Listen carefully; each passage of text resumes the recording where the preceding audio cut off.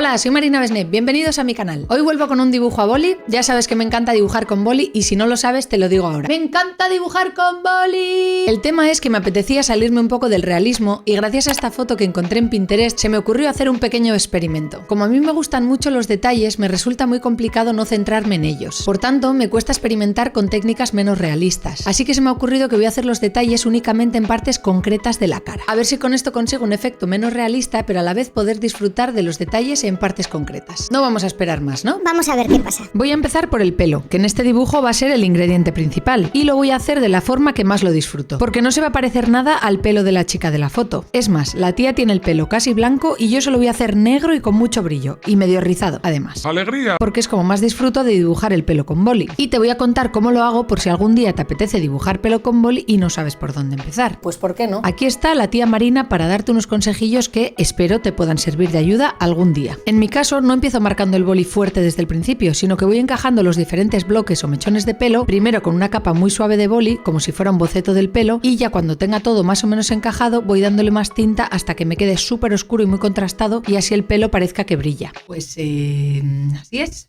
Los voy rellenando con boli negro desde el borde del mechoncillo, soltando presión hacia el medio, donde está la luz y por tanto se queda un especio blanco. Cuanto más desigual sea este espacio en blanco, es decir, que las líneas negras no lleguen así en recto exactamente hasta el mismo sitio, sino que unas líneas lleguen pues un poco más arriba y otras un poco más abajo, y eso dará más sensación de pelo realista. Ahora que estoy pensando, no sé por qué tengo esa obsesión con alejarme del realismo, o del hiperrealismo, mejor dicho. Creo que es porque lo que más admiro de un artista es su creatividad más que su técnica. Está claro que la técnica también es importante, Digo yo. pero para mí lo que la gente me transmite con su arte, su visión única de la vida, es lo que es más fascinante para mí. Yo siempre estuve como muy centrada en mejorar la técnica, ¿no? Sobre todo al principio, y siempre sentía como que me faltaba esa creatividad y lo buscaba continuamente. No hay nada. Por lo que siempre tuve esa obsesión de mejorar en la creatividad, de forma que pudiera encontrar un lenguaje único con el que poder expresarme. Para ello intento estar siempre atenta a poder conectar ideas que no se le hayan ocurrido nunca a nadie, pero para alguien a quien le gustan mucho los detalles es muy difícil. Ando un poco despistada, ya lo siento. Sobre todo porque lo que a mí más me despierta las ganas de pintar o dibujar un retrato es precisamente cuando veo una foto con mucha calidad y mucho contraste, donde los detalles es como que me llaman ahí,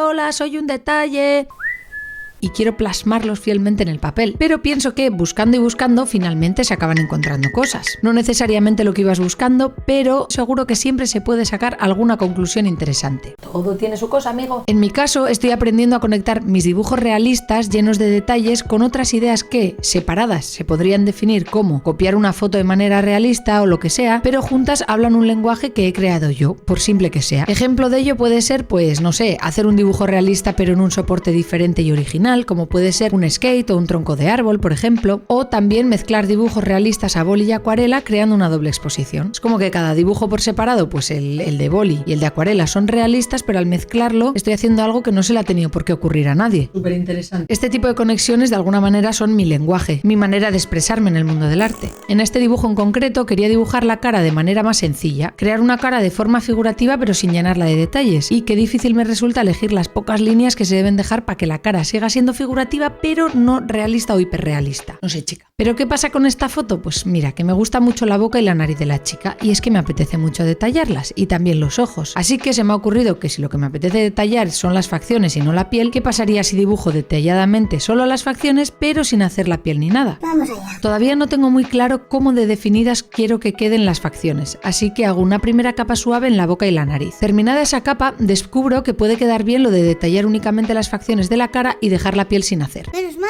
Es un poco difícil hacer los dientes, ya sabes que si te pasas haciendo demasiada sombra quedan muy raros y si les das poca sombra, más raros todavía. Así que los dientes siempre suelen ser una de las cosas que más difíciles resultan de hacer, por lo menos para mí. Para hacer la segunda capa aprieto el boli con más fuerza y repaso las facciones para que queden más contrastadas y detalladas. Y de momento me va gustando bastante, sinceramente. Tenía duda de si dibujar la sombra que separa la cara del cuello, porque técnicamente no sería una facción sino piel, pero creo que era importante reflejar dónde terminaba la cara. También quería detallar un poco la sombra que define los hombros para que las facciones facciones y la cara no quedasen así como volando, sino que hubiera una especie de borde que enmarque lo que es el dibujo. Terminada la parte del boli, quiero utilizar otro material para pintar la mariposa. Me he decantado por el gouache, que no sé muy bien cómo se pronuncia, si es gouache, gouache o como sea, pero vamos, que gouache. Creo que es la segunda vez en mi vida que voy a utilizar este tipo de pintura. Hice un pequeño dibujo en un sketchbook, en el que solo he hecho un dibujo, por cierto. Empezamos bien. Para ver cómo se comportaba y ahora pues vamos a ver si queda bien para dibujar la mariposa. Empiezo dando una capa ocre de gouache que cubra toda la superficie y de ahí voy sombreando con distintos tonos de marrón, amarillo, etc. Los doy con lápices de colores, que funcionan bastante bien encima del gouache, excepto el blanco, que no sé por qué no consigo que se marque. No puede ser. Es probable que sea porque hay que dejar secar más tiempo, aunque realmente seca bastante rápido, pero no sé por qué no marca bien. No sé, chica. Los detalles circulares de las alas de la mariposa, que son como una especie de ojos, los estoy dando con gouache con un pincel muy finito. No quise dibujar la mariposa que aparece en la foto, sino que busqué mariposas pues un poco más llamativas en Google y finalmente me decanté por utilizar de referencia la Junonia almana. Toma ya nombrecito. Que es muy bonita y parece que tiene ojos. Terminada la mariposa, me gusta bastante cómo ha quedado, pero siento que al dibujo le falta algo. Es que algo hay ahí que no...